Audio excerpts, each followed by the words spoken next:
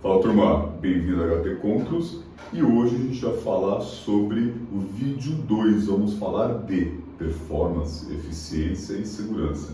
E nesse vídeo 2 a gente vai falar sobre vantagens e desvantagens do sistema de expansão seco. Fica ligado na sequência desse vídeo.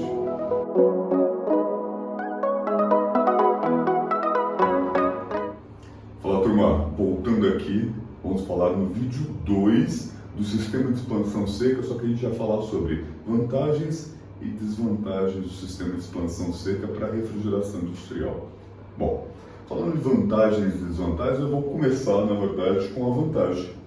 A vantagem do sistema de expansão seca é que ele é low charge. O que significa? No geral, no sistema de refrigeração com expansão seca, eu tenho o quê? Uma carga de fluido muito mais baixa. O fluido refrigerante amônia é um grande fluido refrigerante. Ele tem alta calor latente de evaporação, tem uma eficiência excelente. Mas sim, é um fluido no nível tóxico 3. É um fluido que precisa ter o quê? Controlado. É um fluido que precisa ter o quê? Equipamentos normalizados. É um fluido que precisa ter detectores de vazamento. É um fluido que precisa ter um sistema de exaustão. É um fluido que precisa ter uma equipe treinada. Então sim, é um fluido de responsabilidade. Ao se trabalhar com responsabilidade, conhecimento e treinamento, é um fluido extremamente seguro. Mas, é lógico, né? Se a gente puder trabalhar com menos carga de fluido, melhor. Só para vocês saberem, existem algumas regulamentações fora do país, né? Agora, no último congresso da IAR, o pessoal falava sobre algumas situações de máximo 10 mil pounds, né? Ou 10 por volta de 5 mil quilos de amônia para um sistema de refrigeração. Então teria que ter sistemas parciais de 5 mil quilos. E na Califórnia, o pessoal está falando o quê? Algo como 1000 pounds, ou próximo de 500 quilos, 450 quilos de amônia. Então, devido a questões lá nos Estados Unidos, a EPA, questões de segurança, ambientais, regulamentais, você exige o quê? Uma diminuição da quantidade de carga. E o sistema low charge do sistema de expansão seca se presta muito bem para isso. Fora isso, na questão de low charge, na minha humilde opinião, eu tenho algumas desvantagens. E quais seriam essas desvantagens? Bem, a primeira delas, vamos pensar o seguinte, aqui no meu evaporador. Aqui no evaporador de expansão seca, o que acontece é exatamente o seguinte, como a gente falou no vídeo anterior, já entra dentro do evaporador uma mistura líquido mais vapor. E eu vou ter área molhada cada vez menor. O que significa que a área efetivamente onde tem troca cada vez é menor dentro desse evaporador. O que significa que construtivamente eu vou precisar ter o quê? Um evaporador muito maior construtivamente.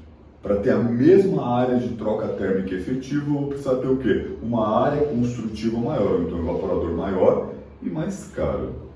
Um outro problema que a gente tem é exatamente o seguinte, segurança quanto a retorno de líquido do compressor. Então, no sistema de expansão seca, eu preciso ter uma válvula de expansão, no geral, eletrônica, né, com PID, proporcional integral diferencial, para controlar essa injeção de líquido no evaporador, controlar esse superaquecimento útil dentro do evaporador, para quê? Para evitar com que chegue vapor úmido para o teu compressor. E aí, para evitar isso, né, você tem aí um nível de segurança, né, razoável, mas isso a válvula tem que estar realmente bastante calibrada, com transdutor, com redundância, porque senão você tem retorno de vapor úmido e estoura o compressor. Imagina um sistema aí com motor de 300, 600 cavalos, e aí você tem aqui voltando para dentro desse compressor. Então o prejuízo ia ser enorme. Outro problema é exatamente o seguinte, então além do evaporador maior construtivamente, mecanicamente falando, uma válvula de expansão de muito mais precisão, esse superaquecimento que acontece útil no evaporador e depois inútil na linha de sucção, o sistema é pequenininho, não interessa, vai ter superaquecimento inútil na linha de sucção.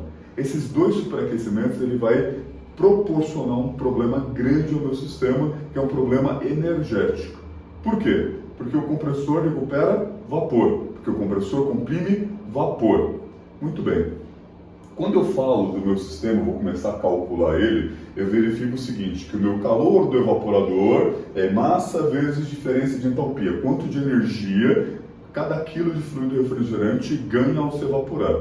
E eu fiz esse cálculo e verifiquei o seguinte, que eu vou precisar, por exemplo, de uma massa de líquido evaporando de 1000 kg de amônia. Então 1000 kg de amônia precisa evaporar para ganhar aqui a carga térmica.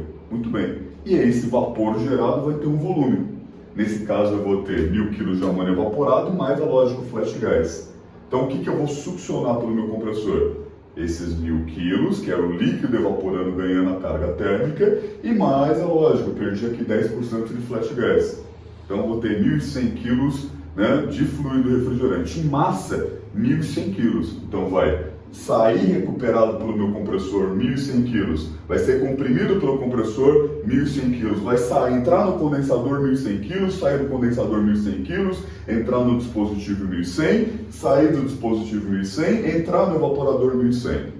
Então a massa é a mesma, o circuito fechado. Entrou 1100, saiu 1100. Só que aqui, esse 1100, quando ele ganhava calor muito mais próximo e sai na ponto de saturação, ele tem um determinado volume. Na medida que ele superaquece, o meu volume é maior. Então, na minha linha aqui, ó, que eu vou ter de sucção, o meu volume de sucção desses 1100 quilos é maior. E aí eu vou começar a ter o quê? Perdas de eficiência. Primeira perda, numa condição de superaquecimento, a hora que eu superaquecer, nesse caso aqui 10 graus, o meu compressor vai recuperar um vapor superaquecido 10 graus, ele vai entrar numa área de compressão, onde a eficiência de compressão, chamada eficiência isentrópica, é uma eficiência pior. Então ele vai gastar mais energia, vai ser menos eficiente porque ele está recebendo esse fluido superaquecido.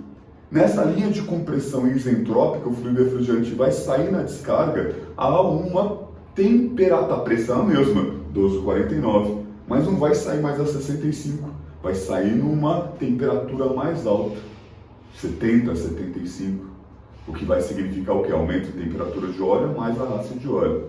E o outro problema é exatamente o seguinte, nessa situação ele vai requerer uma potência elétrica maior.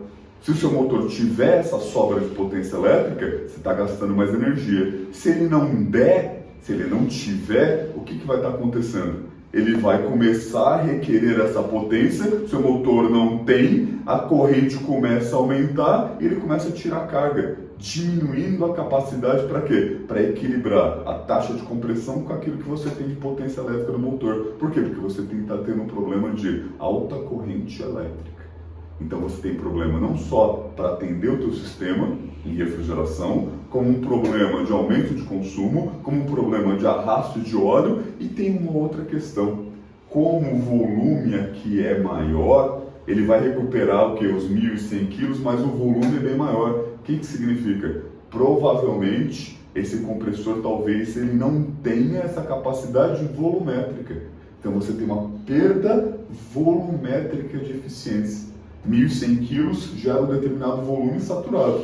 1100 quilos, 10 graus superaquecido, gera o quê? Um volume muito maior.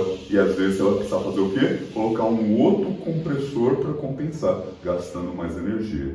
Então, voltando a essa situação das vantagens e desvantagens. Vantagem, você consegue atender regulamentações de certos países, mesmo aqui no Brasil, em algumas situações, onde eu tenho, por exemplo, ar-condicionado, onde eu tenho sistemas de mercado, trabalho com low charge.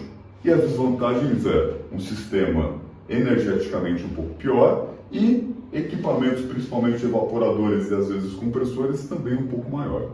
Ok?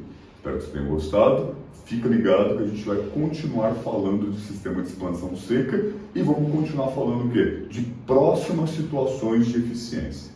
Nos vemos no próximo vídeo, no terceiro. Um abraço.